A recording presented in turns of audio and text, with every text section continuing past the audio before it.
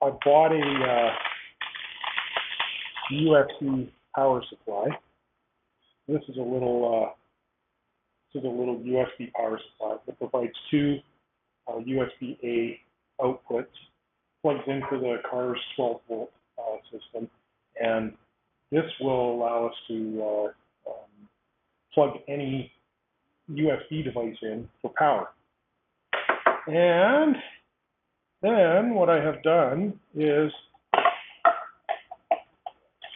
bought one of these ESR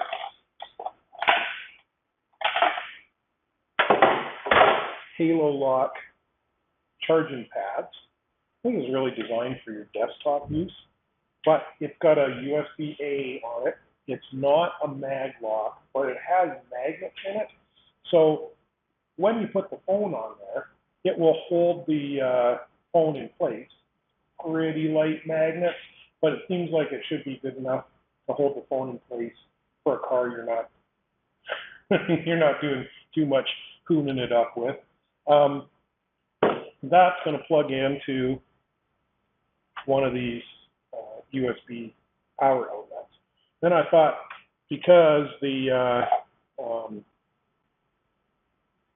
radio only has one USB on it, I'm going to plug the radio USB into here. I'll plug the other USB power outlet into there,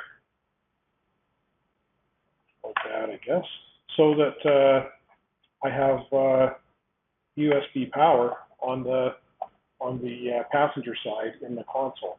That way we can charge a device, whatever we want to do there. And then, in order to keep all this in place, I have used my tray idea, which I had developed for the ESR, or for the brand motion system. Uses this little tab here to align with the little hole in the bottom of the MUS1 pocket. And then you put the ESR Halo Lock charger in there. And if you look really carefully, you can see that the Halo Lock charger is just prominent above this surface. So there is no artificial gap in place. I think I'm going to use a piece of two-sided tape to secure the Halo Lock to the tray in the bottom. And then this USB cable is easy to slip out through one of these holes in the back, either this upper hole here, or I actually think I could probably get the fine end of it through there, maybe. And it has the added benefit of the ESR Halo Lock charger has a lighted ring around it, and it makes a bong sound when you connect the phone to it. So we're going to slide the phone in there. You're going to see it illuminate.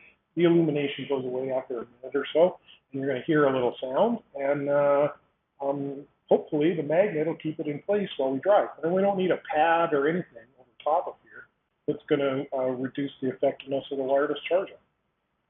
So that's my wireless charging solution.